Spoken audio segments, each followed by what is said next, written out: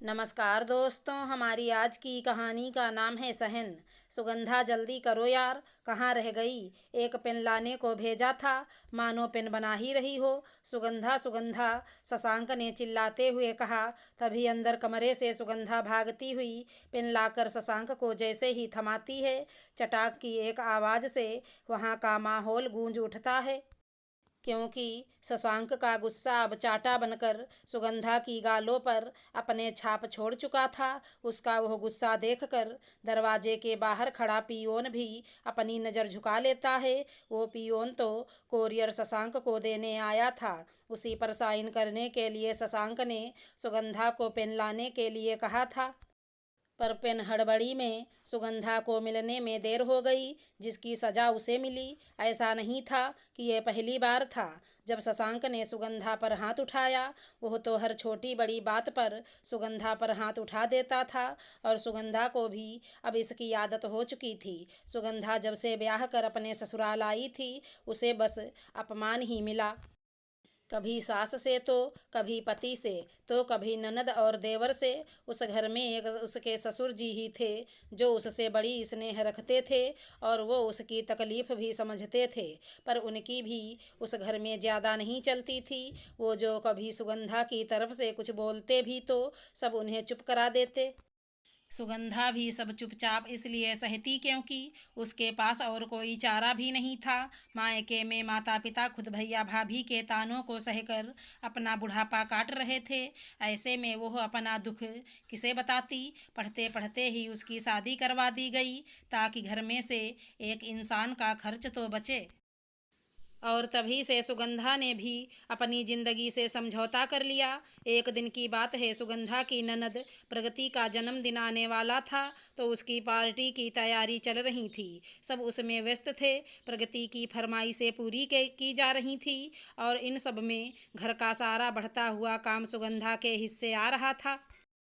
वो दिन भर भाग कर काम करती, और सारे बस फरमाइशें। ऐसे में उसके मायके से फ़ोन आया, और उसकी माँ ने रोते रोते उससे कहा, बेटा, तेरे भैया भाभी ने हमें वृद्धाश्रम भेजने का फैसला किया है। वो हमें कल ही वहाँ भेजने वाले हैं। बेटा, एक बार आकर हमसे मिल ले, पता नहीं फिर कब हमारा मिलना नसीब हो। कह रहा था, बड़ी दूर है वृद्धाश्रम। सुगंधा, ये क्या कह रही हो माँ? भैया भाभी ऐसा कैसे कर सकते हैं? सुगंधा की माँ, असल में हमने ही तेरे भैया से कहा कि हमें वृद्धाश्रम छोड़ दे। रोज के झगड़ों से परेशान हो चुके थे। बेटा, इस उम्र में ये सब बर्दाश्त नहीं होता।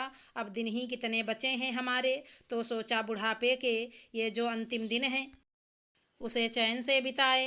वैसे भी जिस परिवार में हमारी कोई ज़रूरत नहीं, इज्जत नहीं, वहाँ के लिए क्यों कोई मोह रखना। सुगंधा, पर माँ, सिर्फ भैया भाभी ही तो आपका परिवार नहीं है ना? मैं भी तो हूँ। आप दोनों वहाँ नहीं होंगे तो मैं कहाँ जाऊँगी? कभी यह सोचा है? सुगंधा की माँ, बेटा, तेरी हालत भी हमसे छुपी नहीं है। तू चाहे लाख छुपा ले, पर हमें पता है तू भी अपने परिवार में हमारी तरह ही जी रही है, घुट घुट कर। पर हमारी हालत को देखते हुए चुपचाप पड़ी है वहाँ। बेटा, हमें माफ़ कर दे। सब कुछ जानते हुए भी तेरे लिए कुछ नहीं कर पाए, क्योंकि हम भी लाचार हैं। काश कि हमने तेरे भैया को उसके पैर पर खड़ा करने के साथ साथ तेरे लिए भी यही सोचा होता, तो शायद आज का मंजर कुछ और होता। खैर, ये सब छोड़, तू कल एक बार आ सकती है क्या? सुगंधा खामोशी से बस यहीं सोचने लगी कि कल तो उसकी ननद प्रगति का जन्मदिन है, ढेरों काम होंगे घर पर। फिर थोड़ी देर चुप रहने के बाद उसने कहा, हाँ माँ, आती हूँ कल। अगले दिन सुगंधा सबके सामने जाकर खड़ी हो जाती है। जहाँ सभी बैठे हंसी मजाक करते हुए शाम की पार्टी की बातें कर रहे थे, तभी वहाँ सुगंधा को यूं खड़ा देखकर शशांक कहता है, क्या हुआ? यहाँ क्यों खड़ी हो? काम सारे हो गए क्या? फिर उसकी सास कहती है, इतनी जल्दी? जरूर काम चोरी की होगी। फिर प्रगति कहती है, भाभी, आज मेरा बर्थडे पार्टी है। कुछ भी कमी हुई ना तो फिर आपकी खैर नहीं। और अंत में उसका देवर योगेश कहता है, चिंता मत कर प्रगति, भैया है ना, भाभी की इतनी हिम्मत कहाँ जो काम में लापरवाही करें। सबकी बातें सुनकर सुगंधा के अंदर उबल रहा गुस्सा ज्वालामुखी बनकर फूट पड़ा और उसने कहा, धिक्कार है आप लोगों की सोच और ऐसे परिवार पर जिसको अपने घर की बहू की बिल्कुल भी इज्जत नहीं। अरे इज्जत तो छोड़ो, आप लोग तो मुझे इंसान भी नहीं समझते। मैं तो यहाँ अपने माँ पापा से मिलने के लिए आप लोगों से इजाज़त मांगने आई थी, क्योंकि उन्हें भैया भाभी वृद्धाश्रम भेज रहे हैं। पर अब तो आप लोगों से अलविदा कहना चाहूँगी। जहाँ मेरे माँ पापा रहेंगे वहाँ मैं भी रह लूँगी। हम तीनों की इस दुनिया को कोई ज़रूरत नहीं, तो अब हम तीनों ही एक दूसरे की ज़रूरत बनेंगे। अब से आप लोग अपने घर के इस पालतू बहू को हुक्म देने की आदत छोड़ दो और अपना काम खुद करने की आदत डाल लो, क्योंकि अब इस पालतू बहू को भूखा मरना गंवारा होगा, पर अपना आत्मसम्मान को रौंदना बिल्कुल भी गंवारा नहीं। बहुत सहेलियाँ थप्पड़ और ताने, अब और नहीं। और मम्मी जी, आपको मैं उस वृद्धाश्रम का पता ज़रूर दे जाऊंगी, क्योंकि आपने जैसे संस्कार अपने बेटों को दिया है ना, उससे तो वह दिन दूर नहीं जब आपको भी वृद्धाश्रम आना पड़ जाए।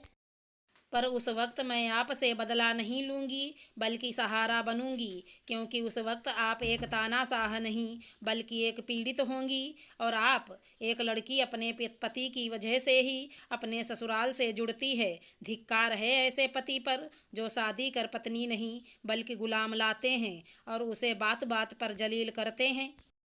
अब से आप लोगों को मुझसे छुटकारा मिलेगा, शशांक से कहती है सुगंधा। फिर वो अपनी सास से कहती है, मम्मी जी, मेरे माँ पापा ने तो हमेशा हमें अच्छी बातें ही सिखाई, पर फिर भी आज उनकी ये दशा है तो ज़रा सोचिए, आपके संस्कार तो ऐसे हैं, फिर आपकी दशा क्या होगी। शांति में बैठकर सोचिएगा जरूर। यह कहकर सुगंधा वहाँ से चली गई और सारे खड़े बस उसे देखते रह गए। उसके बाद सुगंधा अपने माता पिता के साथ उसी वृद्धाश्रम में रहने लगी, जहाँ उसके चाल चलन को देखकर उसे वहाँ की सेविका बना दिया गया और उसे महीने में छोटी सी पगार मिलने लगी। आज वो तीनों ही बड़ी ही खुशी से वहाँ रह रहे हैं। अगर हमारी कहानी पसंद आई हो तो चैनल को लाइक शेयर सब्सक्राइब करें। राधे राधे दोस्तों।